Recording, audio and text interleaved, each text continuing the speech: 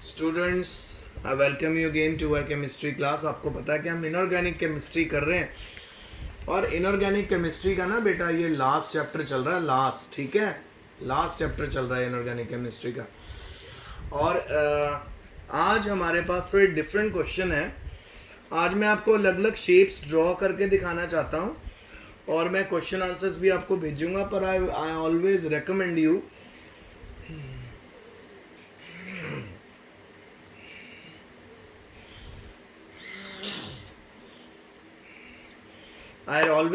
You कि आप लोग बेटा इसको ना एकदम से कॉपी में ना उतार लेना। कॉपी में नहीं उतारना, पहले आप मेरा वीडियो अच्छे से देखना उसके पास। तो आज हमारे पास पहला है जी कि हमारे पास है FeCO5। सो हमको पूछा गया है कि इसका स्ट्रक्चर बनाइए। सारे क्वेश्चन स्ट्रक्चर पे होने वाले हैं, ठीक है बेटा। स्ट्रक्चर बनाइए और इसकी हाइब्रिडाइजेशन भी निकालिए। तो हाइब्रिडाइजेशन के लिए हमें बेटा वो पूरा प्रोसेस भी करना पड़ेगा। तो सबसे पहले मैं इसका स्ट्रक्चर बना लेता हूँ आपके साथ, ठीक है।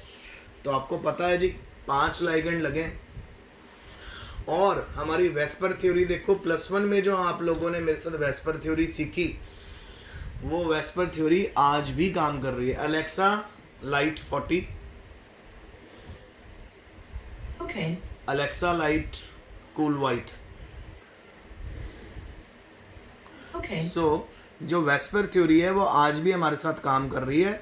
सो आपको पता है कि 5 के लिए हमारी ट्राइगोनल बायपिरामिडल शेप होती है, ठीक है। सो आइए बना देते हैं। तो Fe सेंटर में लेना है हमने और यहाँ पे बेटा लॉन्ग बॉन्ड, 2 लंबे एक्सियल बॉन्ड, CO CO, फिर CO यहाँ पे, फिर CO यहाँ पे और CO, ठीक है। सो इनको हमने ऐसे कनेक्ट कर देना है। और रिवीजन के लिए आपको पता होना चाहिए कि यहाँ पे कितनी कितनी डिग्री का एंगल बनता है। एक तो एंगल बनता है बेटा 90 डिग्री का, ठीक है। एक एंगल बनता है 120 डिग्री का, तो हम लिख लेते हैं 90 और ये रहा 120 डिग्री। और क्योंकि अब देखो बेटा इस मॉलिक्यूल में ना एंगल स्ट्रेन बहुत ज़्यादा होने वाला है। एंगल स्ट्रेन क्यों ज़्यादा होता है? क्योंकि यहाँ पर 2 डिफरेंट एंगल हैं।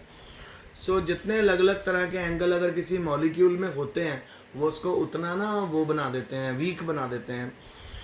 तो यहाँ पे भी बिल्कुल आपको PCl5 याद है? PCl5 को जब हम हीट करते थे वो PCl3 और Cl2 में कन्वर्ट हो जाता था। तो उसी तरह तो यहाँ पे कितने हमारे पास एक्सियल बॉन्ड है? 2। इक्वेटोरियल बॉन्ड कितने हैं? 3। तो इसका नाम क्या हो गया? Trigonal bipyramidal. ओके जी। अब उसने हमें कह दिया है कि इसकी हाइब्रिडाइजेशन लिखो। अब हाइब्रिडाइजेशन आप देखो कितना आसान था। spp spp sp3d। एक तो हमारे पास ये हाइब्रिडाइजेशन बन रही है sp3d, है ना। तो बेटा मैं आपको बताना चाहूँगा एक बात, और वो बात ये है बच्चों कि आपको मालूम होना चाहिए कि यहाँ पे ये फंडा नहीं चलने वाला हमारा, क्योंकि हमें नहीं पता जी कि ऑर्बिटल अंदर वाला पार्टिसिपेट करेगा कि बाहर वाला पार्टिसिपेट करेगा। तो अंदर और बाहर वाले पार्टिकल को पार्टिसिपेशन को माइंड में रखते हुए हमें इसकी पूरी सॉल्व करना पड़ेगा इसको। पहले तो आपको पता ही है कि न्यूट्रल लाइगेंड है तो यहाँ पे 0 चार्ज है। सो आयरन की कोई भी ऑक्सीडेशन स्टेट यहाँ पे नहीं होगी। आयरन को हमें एज इट इज ही लिखना है। आइए लिख देते हैं। सो Fe26 है, इसको मैं लिख देता हूँ 3d6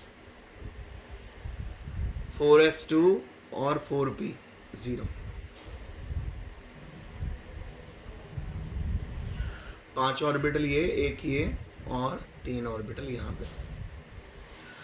तो 4s2 के 2 इलेक्ट्रॉन ऐसे लिख लो। आ जाओ दीदी। सो 1 2 3 4 5 and 6। No change in increase or decrease in number of electrons, because here the oxidation state of iron is 0. Why it is 0? Because हमने जो यहाँ पे जो लाइगेंड यूज किया है वो न्यूट्रल लाइगेंड है, ठीक है ना। तो आप जो बच्चे नए हैं उनके लिए लिख देता हूँ, जिनको तो समझ आ गया चैप्टर, जो अभी याद कर रहे हैं, जिन्होंने अभी लाइगेंड नहीं याद किया उनके लिए लिख देता हूँ। एक तो ये जी स्ट्रॉन्ग फील्ड लाइगेंड है,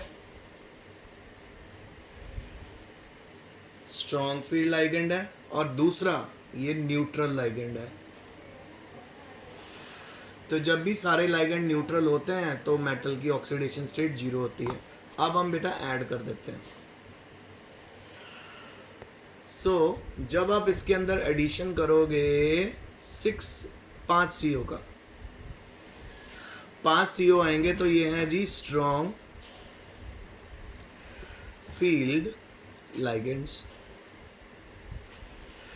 स्ट्रॉन्ग फील्ड लाइगेंड है 5 है, तो जैसे ही आएंगे यहाँ पे इलेक्ट्रॉन पेयर अप करेंगे तो 3D 4s एंड 4p। आइए पेयर अप कर देते हैं।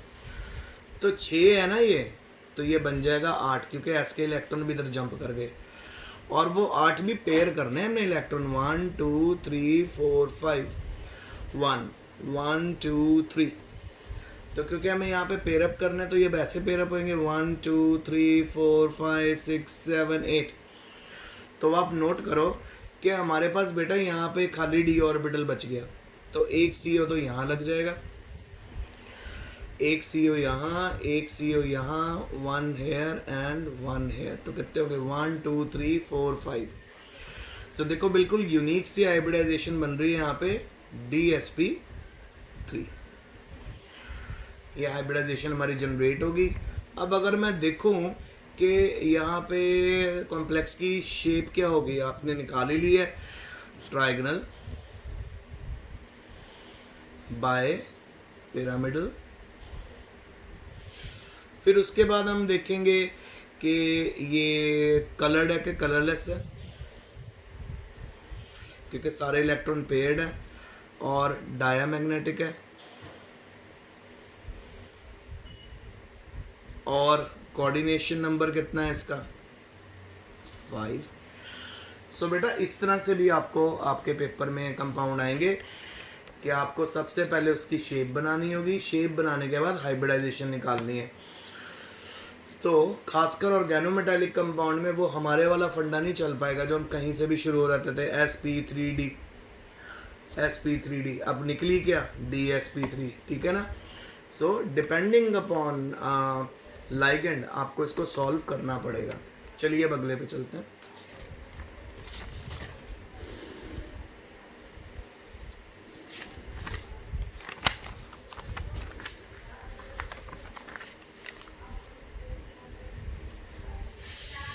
अगला हमें दिया बेटा, नाम लिखा है इसका ट्रांस CO, फिर NH3 है हमारे पास 4 Cl2 प्लस, ये हमको दिया हुआ। माइंडेड ट्रांस, और यहाँ लाइगेंड है हमारे पास टोटल 6। तो क्योंकि आपके लिए थोड़ा सा नया कॉन्सेप्ट है, मैं काम करता हूँ बेटा, मैं आप लोगों को ना इसकी सिस और ट्रांस दोनों शेप बना के दिखा देता हूँ। देखो जी, सबसे पहले कोबाल्ट लगा लिए यहाँ पे, इतना तो पता है कि ऑक्टाहेड्रल शेप होनी है। तो सबसे पहले हम 8 लाइंस बना देते हैं यहाँ पर। सिमिलरली दूसरी शेप में भी 2 एक्सियल, 4 इक्वेटोरियल, हो गया। अब बेटा बड़ा सिंपल सा फंडा है, अगर तो सेम लाइगेंड साथ साथ चल रहे हैं तो वो सिस शेप होती है। अगर सेम लाइगेंड डिफरेंटली प्लेस्ड है, एक लाइगेंड के आगे दूसरा आ रहा है, फिर इधर से चलेंगे तो भी एक के आगे दूसरा आ रहा है, तो वो ट्रांस। तो ट्रांस को जब भी लिखते हैं ना, हमेशा याद रखना कि जो 2 लाइगेंड होते हैं ना, यहाँ देखो हमारे पास 4 सेम है, 2 डिफरेंट है। जो 2 डिफरेंट है ना बेटा, उनको आपने हमेशा एक्सियल बना देना। हो गया एक्सियल। अब एक्सियल बनाने के बाद आप इक्वेटोरियल पे NH3 अटैच कर दो 4, हो गया। तो ये कौन सी शेप बन गई, ट्रांस। अब एक और चीज सीखो क्योंकि यहाँ पे ये कंपाउंड पॉजिटिवली चार्ज है, तो ऐसे अपने छोटी सी इस तरह से ब्रैकेट बना के, साइड ब्रैकेट बना के प्लस का चार्ज भी शो करना है। सो अभी तो आपको क्वेश्चन में ट्रांस शेप पूछी थी, तो वो मैंने यहाँ पे बना दी। अब सिस कैसे बनानी है? सिस में बेटा साथ साथ रख दो, कहीं से भी Cl और Cl इकट्ठे कर दो, दो इकट्ठे हो गए, बाकी NH3 लगा दो। फिर NH3 देखो साथ साथ आ गए, NH3 NH3। तो जिसमें लाइगेंड बिल्कुल साथ साथ हो, सेम लाइगेंड, वो होती है सिस। तो ये आ गई हमारी सिस। और यहाँ पे भी आपको क्या करना है, छोटी सी ब्रैकेट लगानी है, साइड ब्रैकेट, और प्लस का साइन शो करना है। सो ये होगी शेप। अब इसको सॉल्व करने के लिए अंदर चलते। तो यहाँ पे सबसे पहले हम ऑक्सीडेशन स्टेट देखते हैं कि आपको पता है Cl पे -1 का चार्ज है, और आपको ये भी पता है जो अमोनिया होता है वो न्यूट्रल लाइगेंड है। तो बेटा क्योंकि अमोनिया न्यूट्रल है, इस करके अमोनिया न्यूट्रल होने के करके हम लोगों ने सिर्फ -2 चार्ज अंदर, इसको बाहर ले जाओगे तो कोबाल्ट की ऑक्सीडेशन स्टेट हो जाएगी +3। और आपको पता अमोनिया हाई फील्ड लाइगेंड है, तो इलेक्ट्रॉन पेयर अप होने वाले हैं, ठीक है। तो आइए सबसे पहले कोबाल्ट की इलेक्ट्रॉनिक कन्फिग्रेशन लिख देते हैं। कोबाल्ट का एटॉमिक नंबर 27 है, तो ये बनेगा 3d7 4s2 4p0। ऑर्बिटल्स डाल दीजिए। सो 1 2, फिर 1 2 3 4 5 6 एंड 7। अच्छा, क्योंकि कोबाल्ट को +3 ऑक्सीडेशन स्टेट में ले जाना है, तो 3 इलेक्ट्रॉन माइनस करने पड़ेंगे। 3 इलेक्ट्रॉन माइनस कर दो। सो ये आ जाएगा जी हमारा 3d6 हो गया, 4s 0 हो गया, 4p भी 0 हो गया। अब ऑर्बिटल्स, फिर ठीक है 1 2 3 4 5 एंड 6। अब आप कर दो इसमें NH3 कितने डाल रहे हो, 4, जो क्या है स्ट्रॉन्ग फील्ड, ठीक है। और हमारे पास Cl कितने हैं, 2, ये हैं वीक। सो सिंपल पेयरिंग कर देते हैं इलेक्ट्रॉन्स की। जब पेयरिंग करेंगे तो क्या होगा, 3d6 ही रहेगा, 4s 0 रहेगा, 4p भी 0 है, तो 3d6 के इलेक्ट्रॉन पेयर होंगे। 1 2 3 4 5 6। तो ऑब्वियसली हमारे पास यहाँ पे d2 sp3 हाइब्रिडाइजेशन आने वाली, Cl नेगेटिव नेगेटिव, NH3, फिर एक और NH3, फिर एक और NH3, फिर एक और NH3। अब शेप आपकी हाइब्रिडाइजेशन अब यहाँ पे लिख देते हैं सारा सेटअप इसका। देखो बेटा सारे इलेक्ट्रॉन पेयर्ड है, ये देख लो सारे पेयर्ड है ना। तो यहाँ पे हाइब्रिडाइजेशन हमारी क्या आने वाली है, हाइब्रिडाइजेशन आने वाली है D2sp3। फिर शेप क्या होने वाली है इसकी, ऑक्टाहेड्रल।